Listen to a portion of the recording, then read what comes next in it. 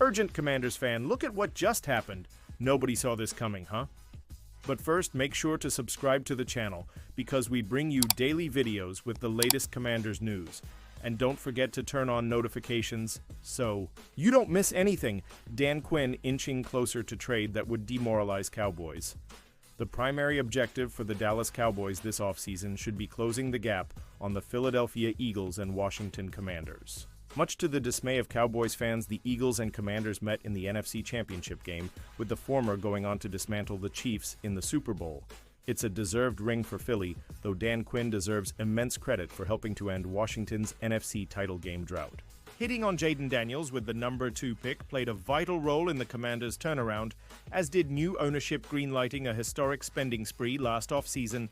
Quinn's team has been just as busy after falling short against the Eagles. They've traded for left tackle Laramie Tunsil in a shocking deal with the Texans and acquired another weapon for Daniels in the form of longtime 49ers star Deebo Samuel. It's the aggression you'd like to see Dallas adopt, but Quinn and co. might not be done making blockbuster deals. Commanders are primed to trade for disgruntled Bengals, D.E. Trey Hendrickson. Bengals pass rusher Trey Hendrickson, who led the NFL with 5 sacks last season, is due for a contract extension, but the team has not made a concerted effort to get a deal done.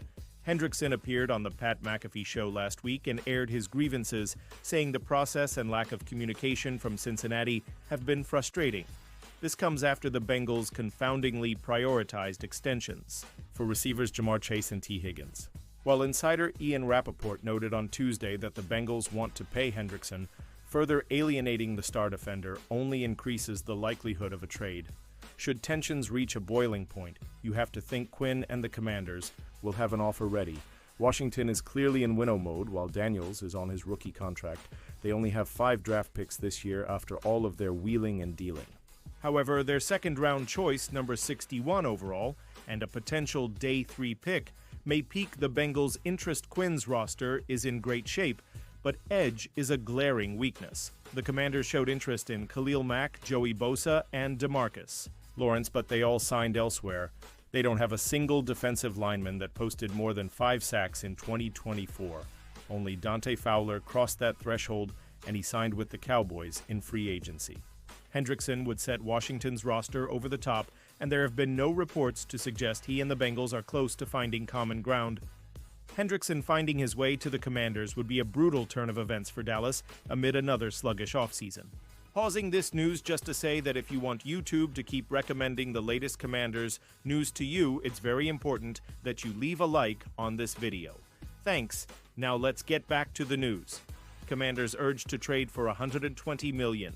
Superstar WRA proposed trade from Bleacher Report has the Commanders landing a superstar WR to form one of the NFL's most dangerous receiver duos. The Washington Commanders are preparing for the 2025 NFL season and still can make moves to help upgrade their roster.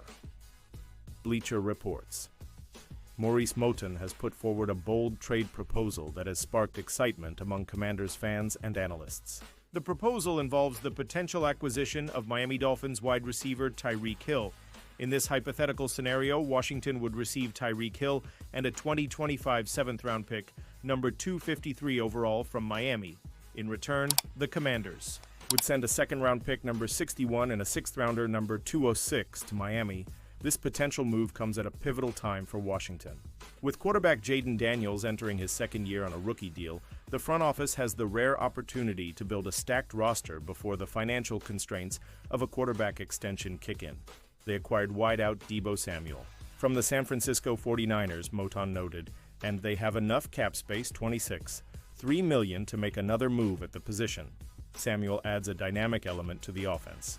Moton pointed out that his production has declined since his 2021 Pro Bowl season. He has played mainly as a 2nd or 3rd option in San Francisco's passing attack. Pairing him with Hill could create a ripple effect across the offense. This is especially true with the presence of star wideout Terry McLaurin. Terry McLaurin and Hill can be a nightmare tandem for opposing defenders, Moton wrote. Both can attack all 3 levels of the field, though the latter provides unmatched speed. On the perimeter, Hill, a 7-time Pro Bowler and former Super Bowl champion, is known for his explosive playmaking ability and deep ball threat. His presence would instantly elevate Washington's offense and allow Daniels to fully unlock his arm talent. With Hill in the fold, Daniels could let it rip a lot more downfield for backbreaking plays that put opponents away in close matchups, Martin added. Washington's aggressive offseason moves indicate a clear commitment to competing now. If the front office is serious about surrounding Daniels with elite talent, swinging a trade for Tyreek Hill could be the blockbuster defining this new era of Commanders football. Commanders Quinn predicted to draft foundational piece. To defense, the Washington Commanders parted ways with longtime veteran Jonathan Allen after they could not find a trade partner for him. With that, the team could use some more help getting to the quarterback. The 2025 NFL Draft is quickly approaching, and that is one way that Washington could grab an edge rusher.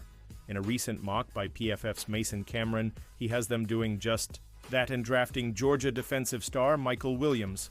The Commanders need to find the piece de resistance of their defense for Dan Quinn's scheme, and Williams could very well be that foundation, Cameron writes. He's a strong, versatile defender with a ceaseless motor.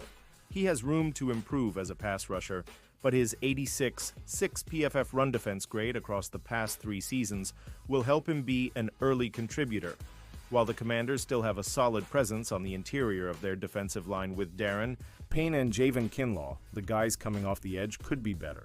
Williams finished his senior season at Georgia with 5 sacks, 9 tackles for loss, and a couple pass deflections and forced fumbles.